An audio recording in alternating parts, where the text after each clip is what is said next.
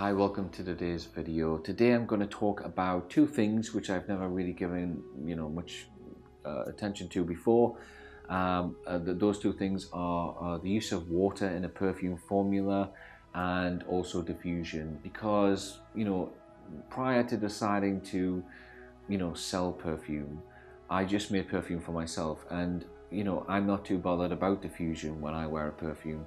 I quite like to just smell the perfume myself, or if I'm in close proximity to others, to smell nice to them.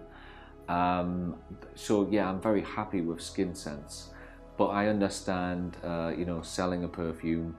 A consumer of perfume wants diffusion.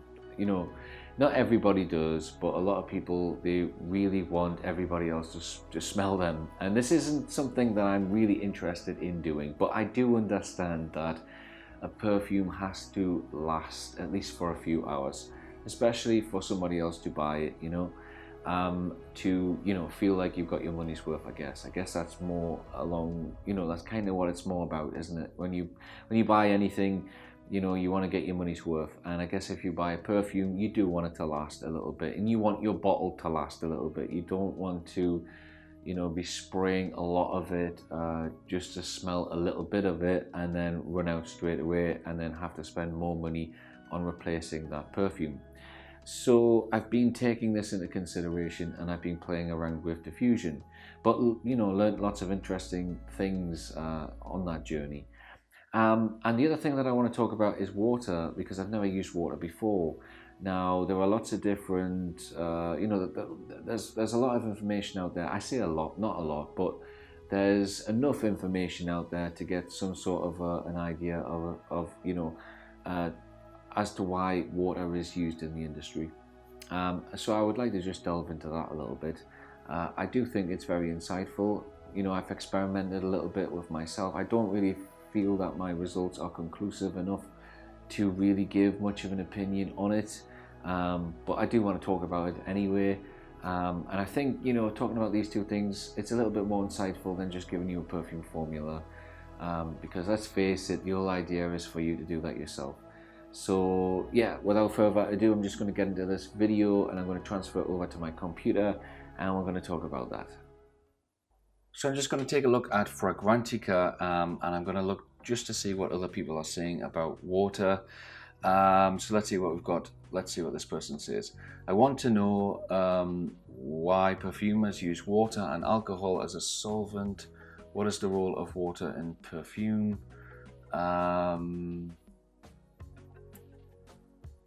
So somebody says, I understand that the perfume would be more volatile without it, so it would burn off faster. Okay, this guy seems to have quite an extensive answer. Let's have a look at this one. So this is Chicago Tony T. Water in perfume, why, what, how much? So let's see what he says. The American Society of Perfumers once posted definitions of perfume extrait, eau de parfum, eau de toilette, and eau de cologne on their website. Each was defined by the ratio of compound to alcohol, but beyond that, each was defined by what proof of alcohol was used, ranging from 200 proof pure ethyl alcohol down to about 170 proof 85% alcohol diluted by 15% water. It is no secret that as both the alcohol content and the water content go up, the price goes down. And with the alcohol itself, as the water content goes up, the alcohol becomes cheaper. This leads to the not untrue impression that the purpose of water in perfume is to reduce the manufacturing cost. Water is cheaper than alcohol, and unlike alcohol, is not government regulated and government taxed. But there is more to water than its low cost. You begin to realize this when you notice that some quite costly fragrances include water, and fragrances which include water are far more trendy today than the increasingly rare and more costly extracts compounded from fragrance and alcohol alone. Moreover, eau de toilettes frequently come out ahead in reviewers' preference to eau de parfums and pure perfumes. This suggests that while water may reduce the price, it also adds something pleasing to the fragrance.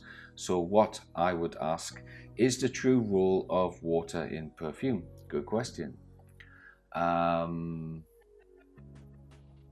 presence of water generally increases the persistence of odors in the skin. Okay, so F.V. Wells, Billet and Wells Perfume Technology suggests the presence of water generally increases the persistence of odors on the skin.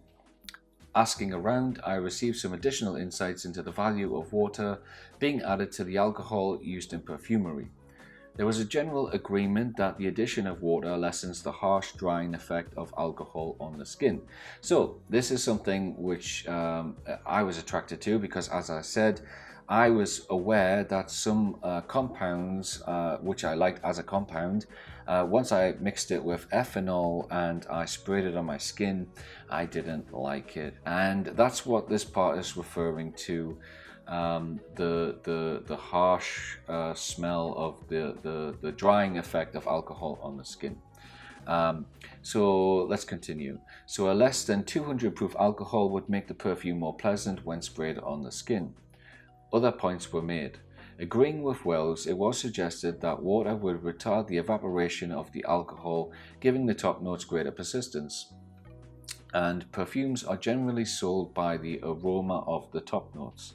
So this is also an interesting point. It was noted that a perfume with water would appear stronger to the nose as the water would help release the scent from the oil, while pure alcohol would hold it back. This can lead to a balancing act by which less fragrance can produce the desired smell strength when alcohol of lower proof and higher water content is used, and this might explain why some find dollar store fragrances as acceptable or even nicer than their far more expensive originals. Another point in favor of water is that in drying, alcohol can release some boozy off notes. So yeah, this is talking about the thing that I noticed. From side products formed in traces. It was noted that even vodka produces smells beyond that of pure alcohol. Finally, in a balancing act on which I am missing direct research, I was told that European and US formulations differed in compound strength because of differences in national diets. The US being a meat-eating culture requiring greater amounts of compound to achieve the same effect, or perhaps more water. On this, I was referred to the work of the late Paul Bedukian, who had written on the subject but have not been able to locate the original paper. Summing up, water and alcohol that is used to make the perfume is not simply... my daughter's crying on the intercom right now. Apologies for that. My wife is with her though, so it's okay. Okay, everything seems to be good. So let's go back to where I was reading. Summing up, water in the alcohol that is used to make perfume is not simply a save money ingredient. While there are different views on its overall role, there is general agreement that it works for the improvement of the user experience. I personally suspect that a bit more is involved in the use of water in perfumery. 2 points. Prior to the development of atomizers in the late 19th century, perfume was more viscous, so there was less alcohol used, and more likely to be applied to articles of clothing or to fans or handkerchiefs than to the skin. When applied to the skin, it was dabbed on sparingly. At the same time, toilet waters were on the market, lightly fragranced waters that required little or no alcohol, as the flower essences were mostly soluble in water. The atomizer brought about the need for lighter, more water-laden fragrances that could be sprayed. Originally, atomizers were sold separate from perfumes to be self-filled by the consumer, but in the late 1930s, Coty for one developed locking anti-leak atomizer bottles in which the fragrance itself could be sold. So it seems to me that this technology brought about a merging of perfume and toilet water, the one gaining more water, the other gaining more alcohol, and this I would guess is how we have come to have water in our perfume today. So very interesting points, and it definitely opens up the subject. As I say, I haven't come to any conclusive results. I have made several experiments with water, ranging from adding 2% of water, 3%, 4%, and I've added 20% of water into the perfume. And yeah, very different results. I would say that less is more. And yeah, it definitely, I think that it does help with the off notes that you get from the drying effect of the ethanol on the skin. I really do believe that. My experiments definitely give the perception that the perfume smells better when you first spray it. So I definitely don't get that off ethanol note that I sometimes do get when I blend a compound with ethanol. It doesn't happen with every compound, but there are definitely enough perfumes that I make that all have this, that all go down the same route once I add the ethanol. And initially, when you first spray it, it doesn't. I don't like it. I don't. It doesn't smell good. It's definitely something to do with the first spray, the top notes. And then basically everything mellows off, and then the perfume becomes nice. But yeah, if it doesn't smell nice when you first spray it, then yeah, it's kind of, it's not really working as a whole. So it's definitely interesting. There are a lot of good points there raised in in that forum there on Fragrantica, and it definitely opens up the whole subject. And there is definitely a lot more room for debate. You know, I if I wouldn't. I mean, I would say I wouldn't add a lot of water to a perfume, but I think in different instances, adding more water can smell better. Again, it's all to do with the alchemy of the perfume. All compounds are very different. They've got very different things going on in them. They've got different molecules. Everything reacts differently, and you have different results. So every perfume has to be looked at as being completely different to the one before it. However, if you look at the back of a perfume bottle, it does seem to be like a very standard thing of a certain percentage being added to the perfume. Now, one point is that this is cheaper because if you're producing thousands upon thousands of bottles, and you are adding a bit of water in there and using a little bit less ethanol, and water being cheaper than ethanol, then you would probably save a significant amount of money. It probably would be noticeable. Somebody like me, it's not going to be very noticeable, so I'm probably not going to use water for that reason. I'm only going to use water if it makes my perfume smell better. And I definitely think if your perfume is smelling a little bit, what shall we say? I don't know if dense is the right word. Maybe dense is the right word. I do find that if you put a bit of water in your perfume, it just sort of opens your perfume up when you spray it. And I believe that's to do with the molecules that attach itself to the water. That kind of like don't have any resistance for leaving the skin. So you perceive those molecules first, and I guess we're talking about top notes here, since they are the first to evaporate, and indeed they are the ones that entice the consumer into buying the perfume. So I would surmise that there is something to that aspect of it, because I think through my experiments, it definitely does make the most impression on the top notes on that first spray of the perfume. But I do think that if you use too much water, it can completely break up your perfume as well. If you've constructed your perfume to gradually evaporate and go through all your notes, go from the top right through the heart and then down into the base, into the dry down, I do think if you use too much water, it definitely messes with that and messes with the whole thing. And you might have a beautifully constructed perfume in its construction, but if you use like 20% of water, you really I find that it kind of it undoes all of your work. It's very short lived. You get this initial impression, and then you realize that your perfume's actually breaking up, and it doesn't have any sense of cohesion anymore. So yeah, I mean, as I say, as far as I'm concerned, it's still up for debate. But we'll just have a quick look here on base notes. Let's see if there's any interesting things being said about water here, because I don't think there are very many active perfumers, actual perfumers with credibility using base notes. But I do believe, back in the day there was, and all of these posts are very old, so we might find some gems of information on here.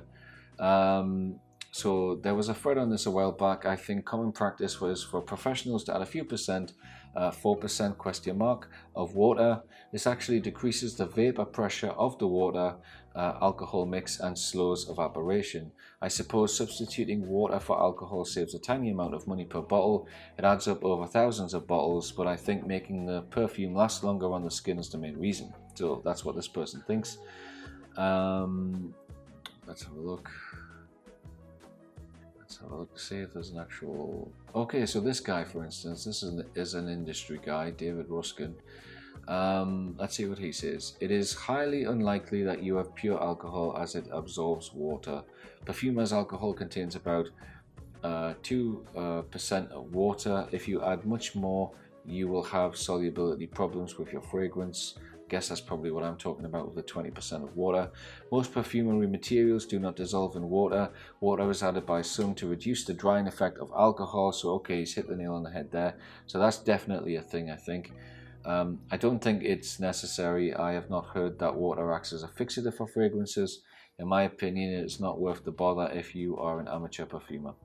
Well, I probably would agree. It's not really worth thinking about if you just make perfumes for yourself. And as I said, I didn't think about it, and I'm only thinking about it now because I intend to sell perfume. Okay, so this guy, Jess Spala, he has a very good website, shares lots of formulas, very interesting, very insightful, and I do believe he actually sells perfumes. So let's see what he says. Okay, quote, well, that's an excellent question given the many debates and discussions on this forum about the need and function of H2O in a perfume. Almost everybody seems to agree that H2O does not have a significant effect on a perfume, usually in the context of evaporation rates, projection and fixation. I tend to agree to the majority of the arguments given it has no effect. However, I do believe in UFOs, he says.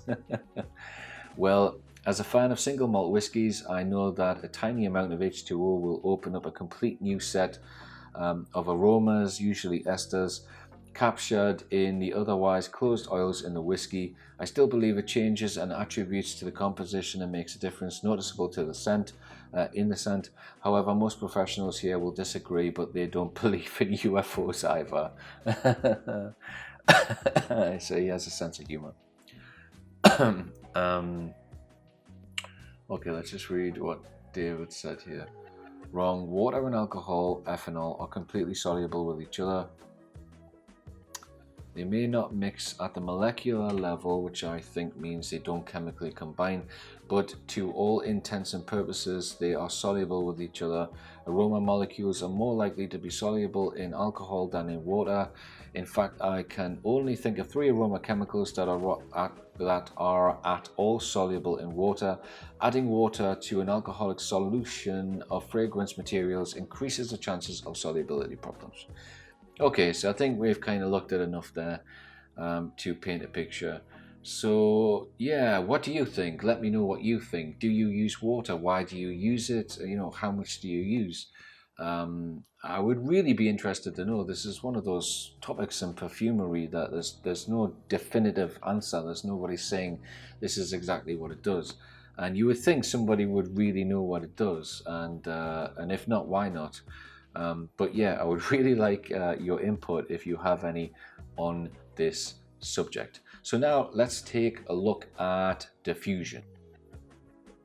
Okay, so now we're going to take a look at diffusion, and I think that diffusion, it can be created by adding materials that are very diffusive.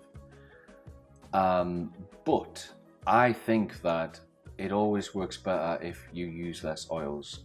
Less is definitely more if you're trying to achieve diffusion. That's not to say that you can't make a complicated perfume that is very diffusive. But in my experience, and through the visual aid of the Perfumer's Workbook, I've kind of realized that the more you add to a formula, the less effects, the less individual attributes that each oil has, the less that they are effective in the overall perfume.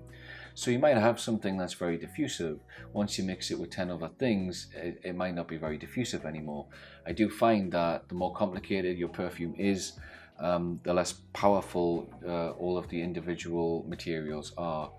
In combination, more often than not, they don't perform as well as they would on their own, or indeed with just a few other things mixed with them. So to demonstrate that, I'm going to use the Perfumer's Workbook, and I'm just randomly going to start making a formula, and this isn't going to have any kind of cohesiveness to it. I'm just going to randomly pick materials just for quickness. So as you can see here on the right hand side, at the top right hand here we have anise aldehyde, and this basically gives us the information on that specific molecule. So it's telling us that it has an impact of 130. If we click on methylcoumarin, we find that it has an impact of 175. Now what you need to pay attention to is down here, relative order impact 152. So this is the relative order impact of our perfume, and our perfume so far is methylcoumarin and anise aldehyde, and together the perfume, those two materials together, have an impact of 152, which is less than what methylcoumarin has on its own. So as you can see, adding these two things together, it doesn't make your perfume have more of an order impact. It actually has a number that's less. Now it gets more interesting as we go along, so let's pick up another one. So this one will do. We'll just add another gram of that. As you can see, now our relative order impact of our perfume has dropped down to 108. And this in itself doesn't have much of an impact, but you can see that by adding something else, we are actually decreasing our relative order impact number of our overall perfume. We're not increasing it as you might expect. So let's actually add something which is very diffusive. So let's just search for cis 3-hexanyl acetate. Yes, cis 3-hexanyl. It has an impact of 700. All right, so let's just add a gram of that. Right, now as you can see, number just skyrockets because this is an incredibly diffusive material, and it has an impact of 700. So it kind of had to go up. But it didn't go up, you know, in relation to what this number is, it didn't go up all that much. So, but now we have a relative order impact of 256, and an order life of 35.78 hours, and I think that's actually gone down a little bit. So let's just add something else. Well, let's okay, that's not what we want to do. So let's add some acetophenone. Acetophenone has an impact of 200. And let's just add a gram of that. Now as you can see, that's actually taken the number down. Relative order impact has went down to 245, and the order life has dropped as well. So as you can see, the more things you add together, the less of an impact these things actually have on the overall perfume. Now once you get more complex and you've got about 20 plus materials, you can see that this relative order impact number just dropped down, drastically just dropped down, and it becomes harder to get that number back up. So I would say that when you do make these complicated perfumes, it's probably because you are using things together that actually somehow put that number up. But I will say that it's very difficult to do that, and if you do that, you're probably not doing that knowingly.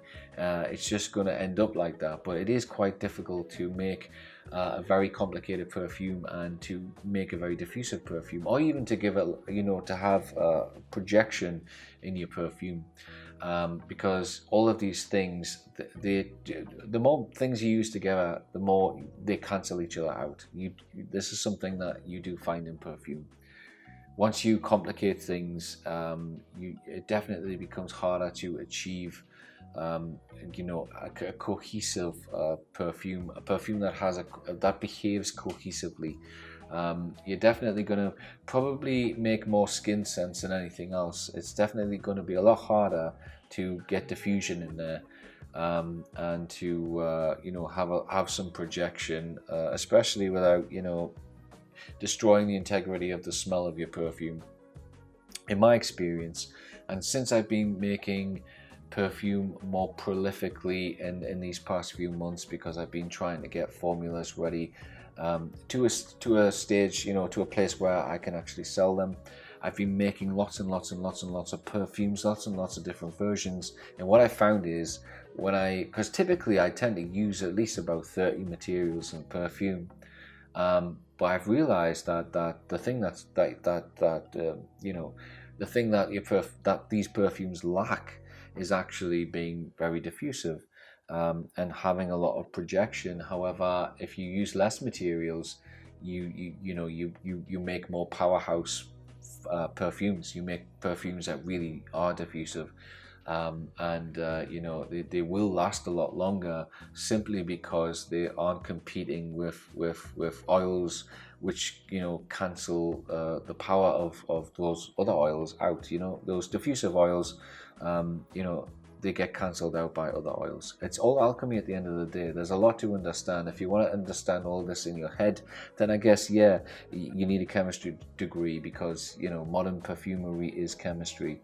And there's a lot to grasp there if you want to, can hold all of that information in your head. That there's a lot there to grasp, and it's certainly not something which I'm going to be able to do, because I don't have a chemistry degree. I'm not in perfumery school. I'm not going to perfumery school. I don't even think you can without a chemistry degree. But I'm not coming from that place, so it's definitely something that I don't know. I don't have this information. But yeah, this is something which I've realized. Less is definitely more. If I used to think it was the other way around, I used to think that the more complex your perfume was, then the stronger it was, the more diffusive it would be. And in some cases, when I was saying this, it was because I had made things that were very complicated that just ended up being like that. But I've also learned that the simpler the perfume is, the better it performs. It lasts longer, it has more projection, it's more diffusive, and it just generally performs better. It's not as intricate, it's not as complicated, it's not as well, it might not be interesting, as interesting in lots of cases, but yeah, there's definitely a greater balance there that needs to be achieved if you're wanting to make something that's very complex, but also that is very diffusive, that has some projection, etc., etc. It's definitely the harder thing to achieve. So I would suggest that if you do want to make these types of perfumes that are very, very diffusive and have lots of projection, that you actually have less materials. And I'm talking about like 10 to 15 materials. They definitely perform a lot better. So thanks for watching today. It's really important to me that you keep tuning in. I do have, better plans, bigger plans for YouTube. In this past year, I had to downsize with my family. I had to move to another part of the country. Smaller space, can't fit all of my equipment in here, don't have the aesthetic that I had previously, and I just haven't had the time, and YouTube has suffered. But I do intend to get back to where I was, and once I finish with all of the renovations, etc., build my laboratory, get up and running, I'll be back in business. I'll have balance back in my life, and I'll be able to concentrate on content. So thanks for watching, have fun making perfume, and I'll be back shortly.